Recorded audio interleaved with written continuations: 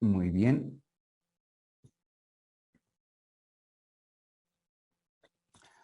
La unidad de hoy tiene que ver con el tema mensaje televisivo. ¿Qué entendemos por mensaje? Es aquel proceso de transferencia de información, ya sea de manera visual, ya sea de manera auditiva, ¿no?, que utiliza la televisión. De hecho, la televisión combina la parte lingüística con este elemento que es básico y fundamental, que por supuesto es la imagen. Eso prácticamente le permite a la televisión ser un medio de comunicación totalmente objetivo. ¿Pero qué entendemos por mensaje televisivo? Es un tipo de información que se le da a la audiencia, ¿sí?, sobre cualquier tipo de contenidos. Pueden ser contenidos de programas, desde infantiles, de cultura, radiorevistas, radionovelas, telenovelas, en fin. Todo lo que tiene que ver con estos dos elementos, tanto visuales como auditivos, vamos a entender como mensaje, ¿sí? Los conversatorios, las conversaciones también son parte de ese mensaje. Los comerciales tienen que ver con esa parte del mensaje. Entonces, mensaje televisivo, compañeros, desde ese punto de vista, vamos a entender que es todo lo que nos permite, desde un punto de vista A, transmitir hacia un punto B. Ese proceso de transferencia de información, de contenidos, nosotros vamos a entender como mensajes.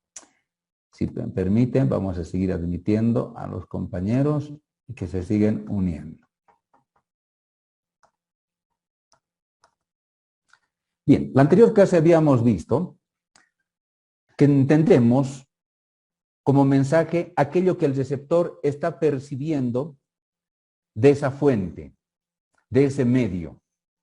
Entonces, vamos a repasar esta primera parte. Mensaje televisivo, cuyo objeto signo, ¿no?, cuya primera realidad verificable está constituida por los significantes. En la anterior clase hemos hablado bastante de los significados y también de los significantes, ¿no? ¿Qué entendemos, por ejemplo, con el significado? El significado es el concepto asociado a determinadas representación acústica visual que provoca en la mente la palabra hablada o escrita. Sí, ya no se le escucha.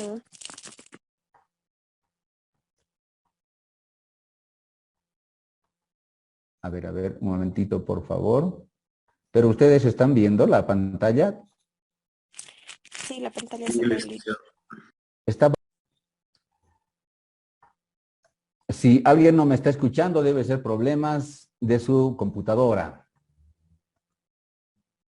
Bien, entonces, compañeros, como mensaje podemos entender que un elemento, un objeto, puede tener una connotación diferente y distinta. En la anterior clase habíamos hecho un análisis breve respecto a una rosa, ¿verdad? La rosa, como tal, es un objeto, pero ¿qué representa? Entonces tiene una connotación totalmente profunda y distinta, ¿verdad? Para muchos significará, de repente, ternura, amor, pasión, etcétera, etcétera. Si ingresamos a la psicología del color, por supuesto, vamos a tener un abanico de posibilidades, de mensajes que nos brindan precisamente los colores. Hay colores cálidos, hay colores fríos, ¿verdad? Entonces, que rápidamente el perceptor hace una lectura de lo que está viendo, ¿no? Y entonces, obviamente, eso también constituye parte del mensaje. Estamos prácticamente sumidos en un mundo de códigos, compañeros. Los semáforos, las señalizaciones de tránsito también son mensajes, ¿no?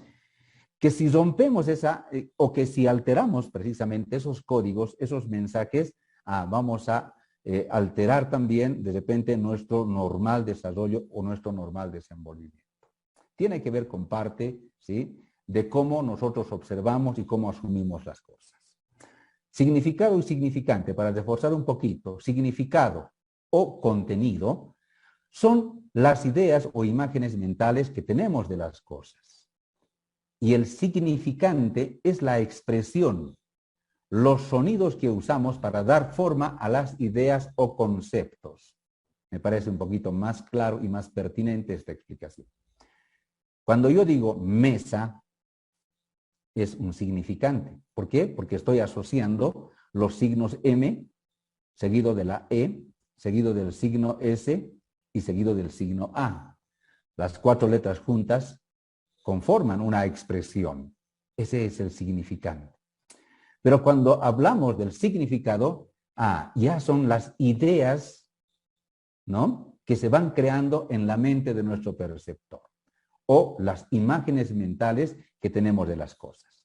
Si yo digo mesa, es una asociación de signos, pero ustedes ya están en su mente reproduciendo una característica de una mesa. Algunos se imaginarán una mesa rectangular, una mesa redonda, de repente mesa ovalada, cuadrada y qué sé yo, ¿no?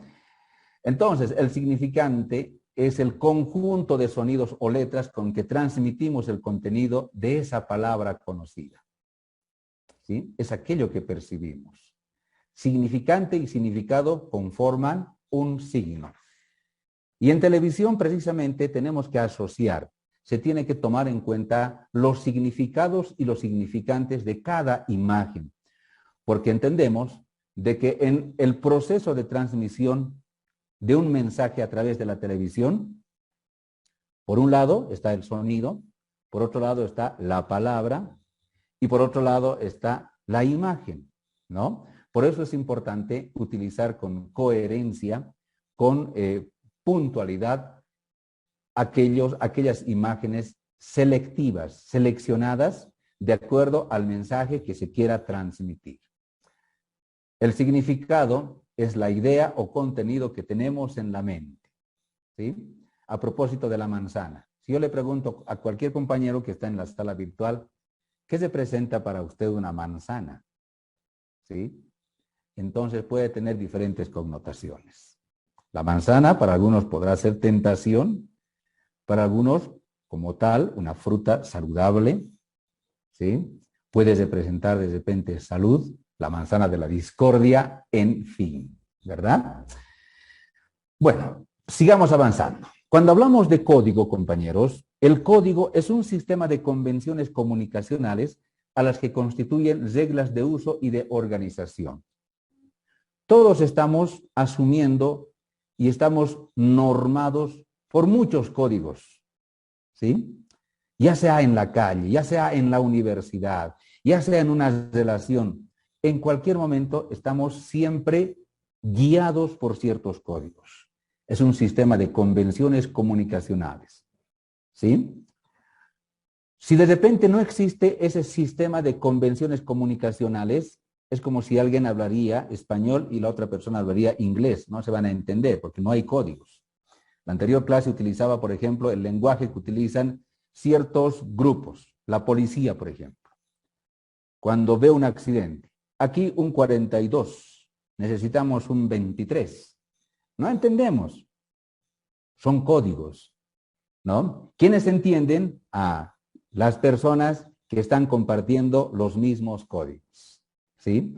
Por eso el marco de referencia cultural a propósito de la producción audiovisual tiene que hacer un estudio de el lugar del destinatario donde se está o a dónde se está dirigiendo cierto mensaje, ¿sí? Esto es importante tomar en cuenta. Un producto audiovisual para niños no puede ser el mismo que para jóvenes o para personas del área rural, del área urbana, de repente ciertos grupos también que requieren de cierto mensaje o de repente se quiere llegar con ciertos mensajes a los grupos, ¿sí? Entonces tiene que ver con códigos, compañeros. Seguimos avanzando. Aquí, por ejemplo, les preguntaba, ¿qué vemos? Es el Palacio Quemado, se encuentra en la ciudad de La Paz. ¿Qué se presenta? Como tal, es un inmueble, de repente, muy antiguo, ¿no? Pero ¿cuáles son las connotaciones? Puede tener muchas. Algunos dirán, es el centro del poder, es el centro político, en fin, ¿ya? Pero tiene que ver, obviamente, con la representación de cada imagen. Hemos llegado hasta aquí, ¿verdad? Cuando hablamos de códigos, vamos a resumir en 3 códigos. Inicialmente el código icónico, luego tenemos el código sonoro y tenemos el código lingüístico. Vamos a ir desglosando cada uno de estos códigos. El icónico se basa en los procesos de percepción visual, todo lo que es imagen o todo lo que percibimos con la vista humana, todo lo que vemos con nuestros ojos, tiene que ver con el código icónico, ¿sí? Si ustedes dan una mirada a su entorno, a su alrededor, todo lo que ven corresponde al código icónico, porque es imagen, compañeros. De este código icónico se desprenden varios subcódigos. Aquí tenemos el código, un primer subcódigo iconológico, que habíamos dicho en la anterior clase, son ciertas imágenes que connotan alguna cosa por tradición, ¿sí?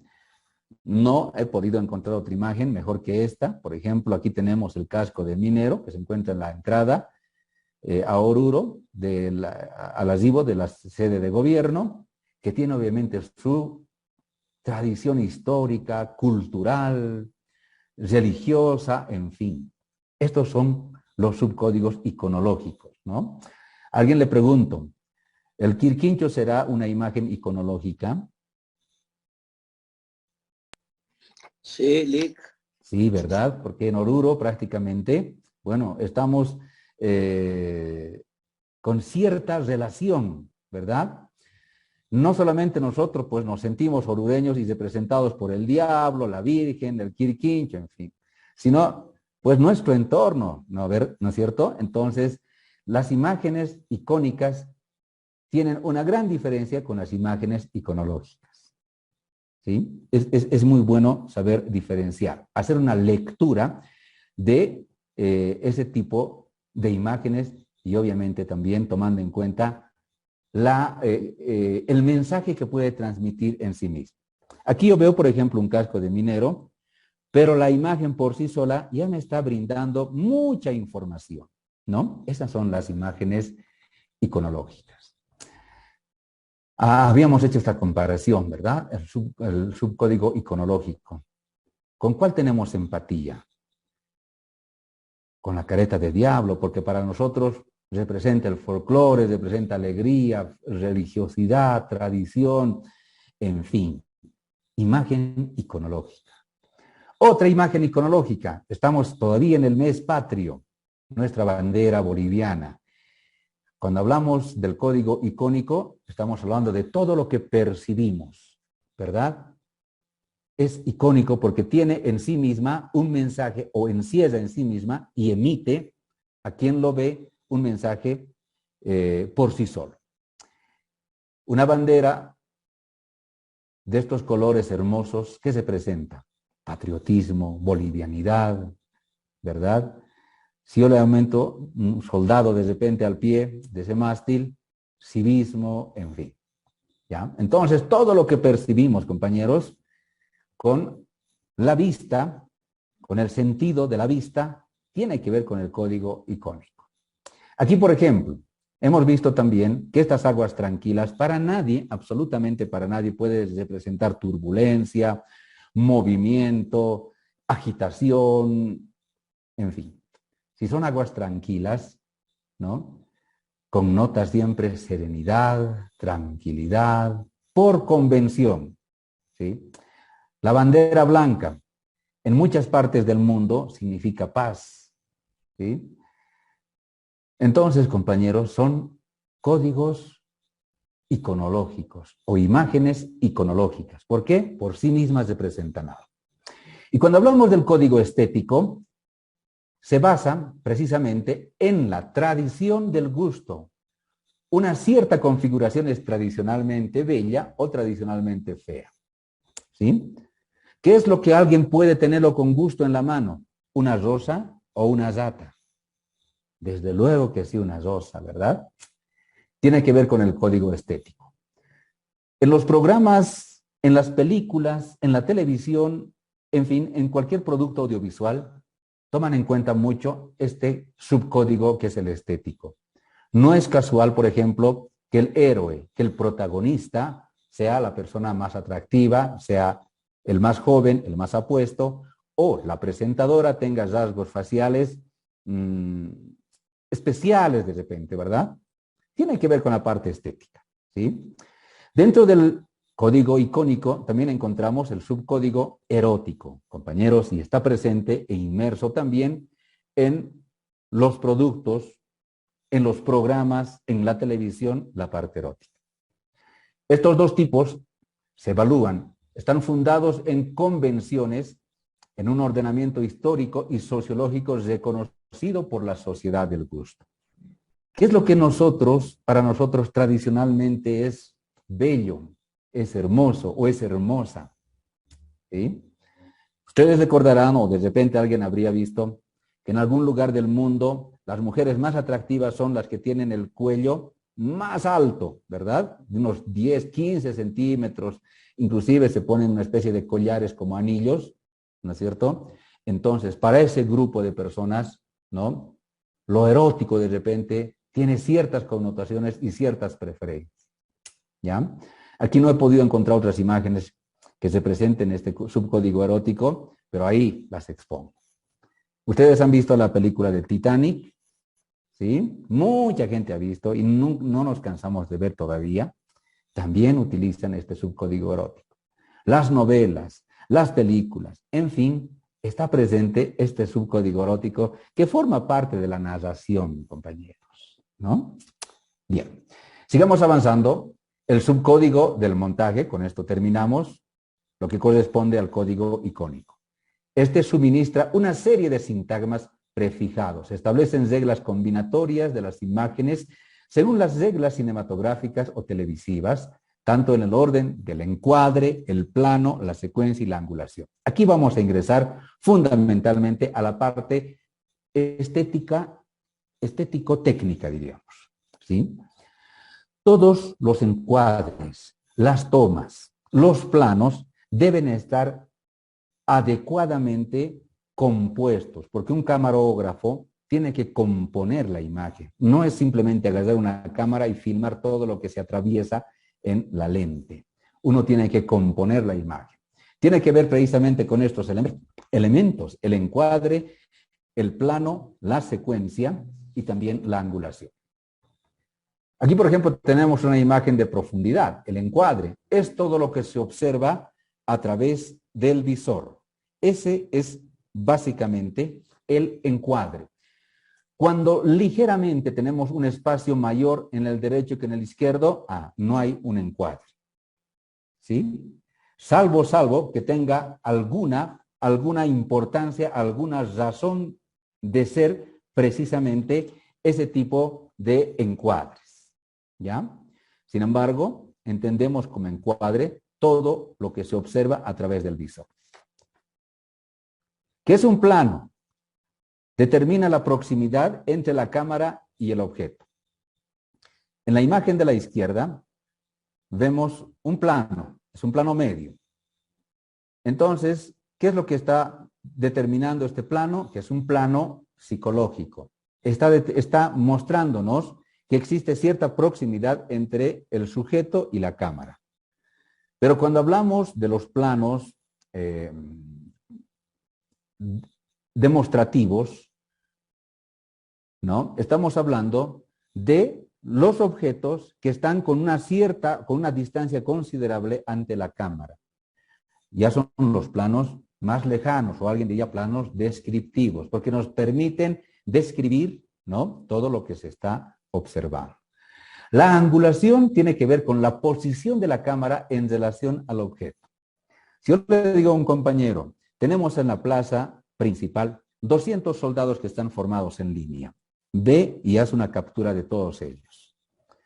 Entonces, no es posible hacer una captura de frente, pero si utiliza este recurso, esta técnica de la angulación, pueden ingresar inclusive 500 soldados en línea, ¿verdad? Tiene que ver también con la suspicacia del profesional camarógrafo. ¿Y qué es una secuencia? Aquí, por ejemplo, tenemos 4 imágenes. Voy a apresurar un poquito porque estamos prácticamente contra el tiempo. Si ustedes me ayudan a ordenar, a ver, vean con detenimiento 4 imágenes que tendríamos que darle un cierto sentido. ¿Cuál sería la imagen número 1? A ver, por favor, si alguien está atento. ¿Cuál considerarían? Con la que está el niño. El niño, ¿verdad? Claro, ¿por qué? Porque el niño está plantando un árbol. Muy bien. Es un análisis cronológico, ¿verdad? De las cosas que suceden. ¿Cuál sería la segunda imagen? El que está a su izquierda. Al niño. Exacto. Estamos ya haciendo una transición del tiempo a esa plantita que el niño hace algún tiempo ha plantado ya está creciendo. ¿Cuál sería la tercera? Encima al niño. Encima del niño. Ya está el árbol ya robusto. Dando sombra. Generando sombra, cumpliendo todos los propósitos y objetivos en el planeta, ¿no? ¿Y cuál sería la cuarta? La que está con frutos, Lick. Exactamente, muchísimas gracias. Esa es la secuencia, compañeros, ¿no? Y aquí está, no nos hemos equivocado, la primera, la segunda, la tercera y la cuarta. Porque una secuencia es una sucesión de escenas que tiene o que tienen unidad dramática. Muy bien, sigamos avanzando. De manera general, una escena es una unidad de espacio y o tiempo y una secuencia es un conjunto de escenas que forman una unidad narrativa. Si yo les digo, por ejemplo, vamos a hacer tomas, nos vamos a trasladar hasta la Virgen del Socavón, que se encuentra en el Cerro Santa Bárbara, ¿sí, no? Pero nos vamos a encontrar en el zoológico. Luego vamos a subir hacia la imagen a pie y finalmente nos desconcentramos, hacemos las últimas tomas en la Virgen. ¿De cuántas escenas estaríamos hablando? Yo le pongo más o menos 3. La primera escena, la parte del zoológico. La segunda escena puede ser el trayecto. Y la tercera escena, de repente, la Virgen como tal, el lugar, el sitio. Entonces, para no confundir, compañeros, y para no olvidar, además, la escena asocien siempre con escenario. ¿Sí? Entonces, una secuencia pueden tener varias escenas. ¿Sí? Si de repente la persona que se levanta, que se despierta en la mañana, camina hacia su ventana, abre sus cortinas y de repente observa el paisaje, puede ser, ¿no? Estamos hablando de una escena que en esa misma escena puede haber una secuencia completa. ¿Sí? Es importante jugar. Estos temas los vamos a tocar con profundidad en el discurso narrativo audiovisual, que es interesante e importante. ¿Ya? Hasta aquí terminamos todo lo que tiene que ver con el código icónico. ¡Wow! Solamente tenemos 10 minutos, compañeros. El código lingüístico tiene que ver con todo lo que significa la palabra hablada o la palabra articulada. El código lingüístico, compañeros, es el lenguaje que estamos utilizando nosotros. Las jergas especializadas tienen que ver con los términos que utilizan ciertas especialidades. ¿Cuáles, por ejemplo, los términos que utilizan los médicos? Traumatología, puede ser, ¿verdad? Bulimia, patología, son términos que corresponden a las jergas especializadas de un sector. Los abogados también utilizan, ¿no? Habeas corpus, por ejemplo, ¿no? Y otros términos que no son tan comunes dentro de la sociedad, pero sí, ¿no? Dentro de esos espacios. En comunicación tenemos, por ejemplo, el feedback, ¿sí? Sabemos que es una retroalimentación. Y cuando hablamos del código lingüístico, sabemos que todo lo que expresamos, todo lo que se transmite a través del mensaje o de la palabra, tiene que ver con este sintagma del valor estilístico. La forma de expresar o cómo lo decimos. No es lo mismo decir te quiero o finalmente decir te amo, ¿verdad? Entonces, la misma expresión va a tener una connotación distinta en el receptor o en el interlocutor, ¿verdad? Estas expresiones pueden generar ironía, alarma, sospecha, terror, ¿no? Estos sintagmas de valor estilístico son formas particulares de expresar ciertas palabras. Por ejemplo, si yo digo, tienes un corazón de piedra, es una expresión lingüística En fin, en realidad nadie tiene corazón de piedra, pero es una manera de decir o de expresar a alguien que no tiene sentimientos. ¿Ya? El código sonoro tiene que ver básicamente con todas las reglas de la gramática tonal, ¿no? Todo lo que percibe el oído humano tiene que ver con código sonoro. Aquí entran precisamente la música, ¿sí? Entran los efectos sonoros, el efecto también, o los sonidos reales, ¿no? Todo lo que percibe el oído tiene que ver con los códigos sonoros. Un primer subcódigo emotivo, por ejemplo, tiene que ver con lo que escuchamos y la sensación que nos causa. Si escuchamos, por ejemplo, la cueca Viva mi patria Bolivia, de repente nos va a llenar de cierta emoción, ¿verdad? O alguna canción que de repente alguien especial les haya dedicado, de repente que sí. ¿Sí? Entonces, los códigos sonoros tienen que ver qué tipo de influencia causa en la persona aquellos sonidos. Utiliza también mucho la parte publicitaria, ¿no? Nadie nos dice que es marca el 10 de Entel, pero simplemente con el sonido, ya nos están induciendo a algo, ¿no? Tiene que ver con el sonido. Es una tipología musical, por lo cual una melodía es campestre, clásica, salvaje, en fin. Si de repente alguien muestra el imponente altiplano, podría estar relacionado una música, un efecto o un fondo musical de un reggaetón. Si estamos hablando del altiplano, mostrando de repente el camélido, las llamitas. No, ¿verdad? No da, Lick. No da, ¿no? ¿Qué daría, compañero?